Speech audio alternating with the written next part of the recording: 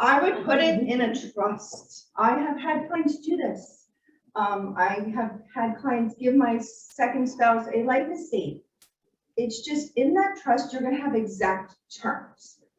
You know, if you have a life estate, the person who has the life estate is footing the bill. It's their responsibility to pay for all the house expenses. You know, maybe that's not what, you know, my spouse intended. So when you put your house in a trust, the trust can say, I give my spouse, second spouse, the right to live in my house for my lifetime. It's gonna say they have to pay the mortgage, if any, the taxes, whatever they have to do. And then it's gonna say what happens to your house after that second spouse dies.